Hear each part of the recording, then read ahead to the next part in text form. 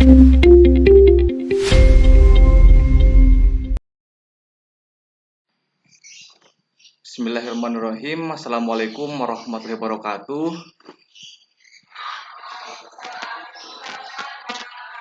Tetap semangat dalam belajar. Nah, sebelum kita belajar, silakan untuk ketua kelas memimpin doa pada Gunadi. Silakan ya. Siapa? Oke. Kawan-kawan, kita akan mulai pembelajaran bahasa Indonesia. Sebelumnya kita berdoa dahulu. Berdoa, bersilakan. Selesai. Beri salam. Assalamualaikum warahmatullahi wabarakatuh. Waalaikumsalam warahmatullahi. Unsur-unsur pembangun cerita pendek ya. Adapun dalam pembelajaran ini ada tujuannya ya. Setelah pembelajaran ya, kalian diharapkan mampu menentukan unsur-unsur pembangun cerita pendek. Dan yang kedua, setelah pembelajaran diharapkan kalian mampu mengidentifikasi unsur-unsur intrinsik. Dan yang terakhir, kalian diharapkan mampu menelaah unsur ekstrinsik cerita pendek. Nah, tadi disampaikan ya, unsur-unsur pembangun cerita pendek itu ada dua. Betul, Lukman? Ya. Ada apa saja, Lukman? Betul, Pak. Unsur ya intrinsik dan ekstrinsik. Iya, betul ya. Unsur intrinsik dan ekstrinsik. Intrinsik itu berarti unsur yang ada di dalam Karya cerita. sastra. Iya, karya sastra. Yang kedua, unsur ekstrinsik itu berarti unsur yang ada di luar cerita. Karya. Nah, kita bahas yang pertama, yaitu unsur intrinsik. Nah, itu ada 8 bagian. Yang pertama itu ada tema. Ada Gunadi? Ke belakang, Pak. Coba Kembali, Oke. Pak. saya Lilis. ya. Lilis. Oke, Lukman, boleh. Oh, Apa itu tema? setahu saya, Pak, tema itu pokok pikiran atau dasar cerita, Pak ya, Pak? Betul sekali ya. Tema itu gagasan pokok atau pokok pikiran. Tema itu biasanya terdiri dari satu kata. Contohnya, misalnya temanya perjuangan, ya kan? Keagamaan dan sebagainya. Kemudian yang kedua itu ada tokoh. Lilis, ada Lilis? Ada, Bapak. Ya, tahu nggak tokoh itu apa? Tahu dong. Iya, coba jelaskan Tokoh ya. itu pemegang peran dalam cerita, Pak. Iya, betul sekali ya. Tokoh itu pemegang peran dalam cerita atau pelaku dalam cerita. Dan tokoh itu biasanya itu ada 3 ya, Lis. Ada tokoh protagonis, ada antagonis, dan tritagonis. Ya, biasanya tergantung ceritanya ya. Kemudian, selanjutnya adalah penokohan. Siti ini ada? Oke, Nurhaini. Iya, penokohan itu apa? Ada saya, Pak. Ada, Ada. Pak. Penokohan itu, Pak, Iya. yaitu karakteristik dari setiap tokoh-tokohnya, Pak. Misalnya Iya. tokohnya si Arif. Si Arif itu adalah seorang pemuda yang tampan, baik hati, rajin ibadah, dan begitu, Pak, seterusnya, Ya, Pak. betul sekali seperti itu ya. Jadi watak dari pelaku itu sendiri ya. Kemudian ada alur Ria. Apa itu alur Ria? Saya dah, Pak. Ria Oke, lagi ngelamun. Iya, Siti Imni. Alur itu jalan Itu cerita, jalannya Pak. cerita, Pak. Iya, Pak, jalan yang cerita jawabnya. atau jalinan cerita. Dan biasanya alur itu ada 3 ya. Ada alur maju, alur Tapi mundur, itu ada dan ini ya, campuran. Pak, yang alur Apa? maju, alur mundur begitu ya, Pak. Iya, itu bagian Terus dari 8 alur. alur ada ya, Pak. Iya, ya seperti itu ya. Ada 3 macam alur ya, maju, mundur, atau maju mundur ya, atau sorot balik. Kemudian, Tapi nggak maju mundur cantik ya, Pak. oh enggak, itu sehari ini ya kalau seperti itu. Kemudian, Bapak tahu ya, dulu. yang selanjutnya yang kelima itu ada latar. Latar, coba Astuti, Iya tahu Bapak, nggak latar? tahu Bapak. Coba jelaskan latar itu apa? Latar itu keterangan Bapak, bisa jadi keterangan tempat, suasana, dan keterangan waktu Bapak. Oke, pinter ya, sudah cantik, pintar lagi. Makasih Bapak. Iya, sama-sama. Kemudian selanjutnya itu ada sudut pandang. Ayo, Mala, ada Mala? Ada, Pak. Iya, coba Mala. Yang malah ketahui Sudut apa? pandang itu Pak, posisi pengarang di dalam cerita Pak. Jadi Iya, dia betul. jadi orang yang bercerita atau yang diceritakan gitu Pak. Oke, terima kasih, malah cantik, pinter lagi ya. Nah, Iya Pak, sudut selalu. pandang itu biasa itu ada sudut pandang orang ke-1 dan ke-3 ya. Betul? Nah, untuk KKPD-nya Bapak sudah mengirim ke grup WhatsApp ya. Nah, silakan kalian dilihat, Bapak di sana itu mengirimkan contoh cerpen yang berjudul Arini dan Mimpinya. Nah, silakan kalian sekarang mulai berdiskusi untuk menentukan, kemudian mengidentifikasi dan menelaah unsur-unsur intrinsik dan ekstrinsik dalam cerita pendek ya. Bapak beri waktu 10 menit cukup? Cukup Pak. Oke, ya selamat mengerjakan ya. Cukup, Pak. Diusahakan semuanya berdiskusi. Kolaborasi ya, harus aktif.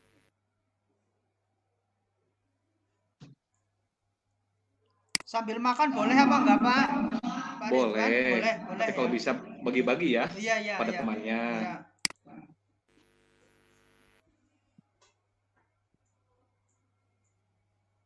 Oke, sudah selesai? Sudah Pak. Sudah, Pak. Oke, ya. Sudah, Pak. Baik.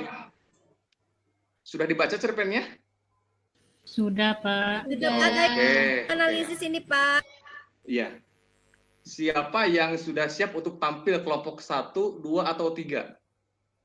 Ayo silakan, siapa yang siap duluan? Bapak kasih nilai lebih.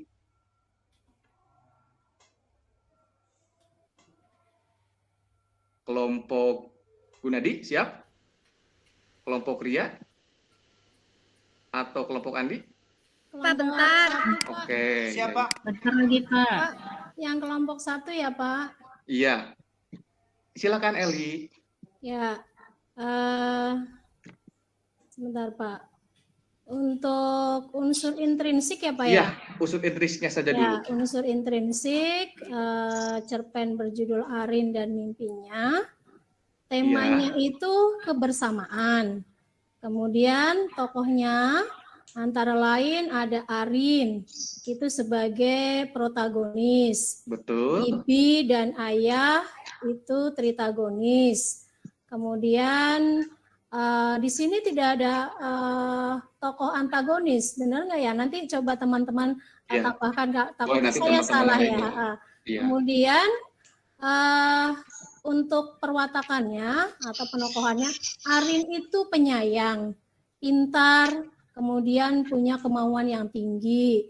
Sedangkan Bibi itu ini juga memiliki sikap yang baik, yaitu penyayang, baik.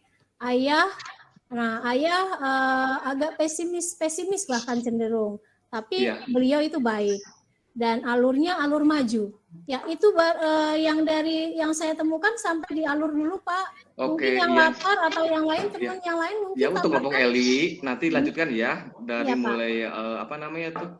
Sampai alur Pak, baru semua Iya, alurnya sampai maju. ke amanat ya. Ya, Coba selesaikan sampai amanat. oke siap. Oke, kelompok Ria mungkin? Pak Ridwan, saya mau tanya nih. Iya, Ria silakan, boleh. Kayaknya kalau di setiap sebuah cerpen, karena pendek apakah tidak ada antagonisnya ya Pak? Tapi kalau di dalam film kan ada tokoh antagonis pasti, seperti novel juga ada tokoh antagonisnya. Kalau di cerpen berarti beda ya Pak, seperti itu. Nah, begini ya Ria, Bapak jelaskan.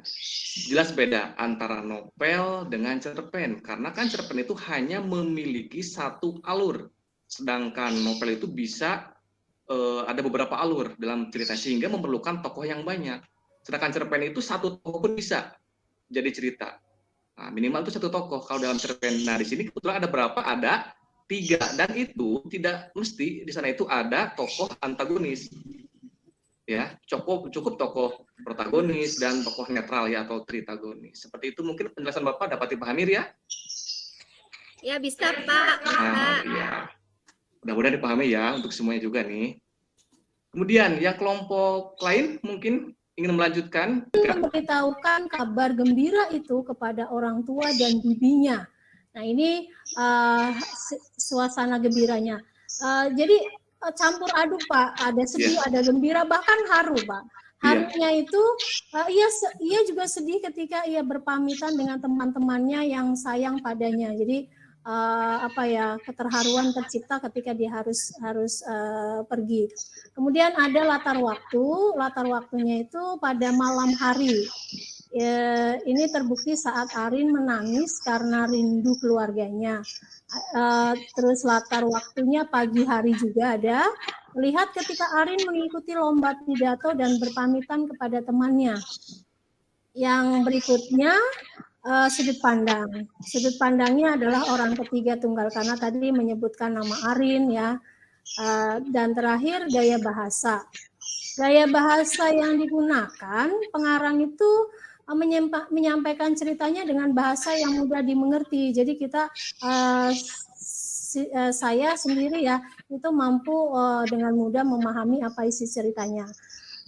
Dan yang terakhir amanat dari cerpen yang tadi kita baca bersama berdasarkan hasil diskusi bersama bahwa kita itu jangan menyerah dengan keadaan karena setiap masalah itu pasti ada jalan keluarnya.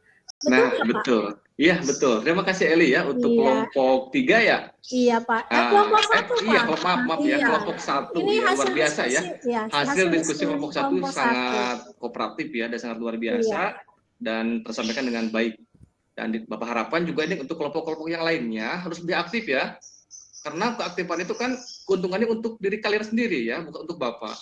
Kalian bisa untuk siapa? Untuk kalian kan.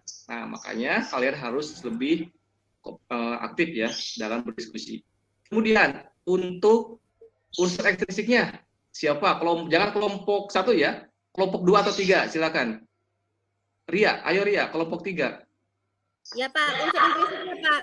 Iya, unsur ekstrinsiknya ya. Unsur ekstrinsiknya ada nggak? Ada Pak, nilai moral. Sampaikan ya. Selain nilai moral Pak Ridwan. Selain nilai moral, ada nggak latar belakang penulisnya? Selain nilai moral ada latar belakang penulisnya yaitu menjumpai beberapa fenomena di masyarakat tentang terpisahkan keluarga akibat keadaan. Fenomena ini banyak terjadi di masyarakat, oleh karena itu penulis menginspirasi semua masyarakat khususnya yang memiliki keadaan yang sama untuk terus berjuang karena setiap ada masalah pasti ada jalan keluar. Betul ya, itu kan cerita tersebut itu menggambarkan sosok seorang anak yang ingin melanjutkan pembelajaran hari ini.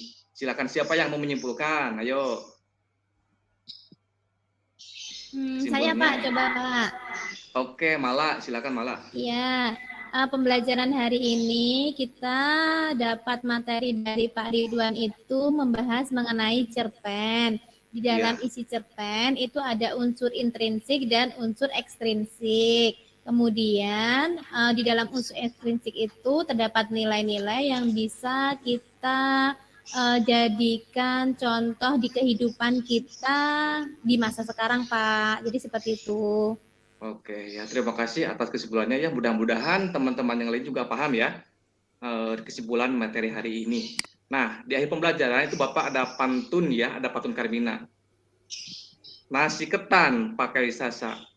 Anak keperawatan memang luar biasa ya, karena anak keperawatan sangat luar biasa ya, sangat kooperatif dalam pembelajaran. Dan di akhir juga ya, ada pantun juga, burung irian, burung cendrawasih. Cukup sekian dan terima kasih. Namun sebelum diakhiri, Lukman, ya. kedengaran? Silakan pimpin doa dulu ya. Oh ya. Sebelum mengakhiri pembelajaran, supaya mendapatkan keberkahan dari Allah Subhanahu Wa Taala. Silakan ya, dipimpin doa terlebih dahulu. Silakan Lukman. Ya teman-teman, marilah kita berdoa supaya ini alhamdulillah sudah berjalan. Berdoa dimulai. Berdoa selesai. Beri salam.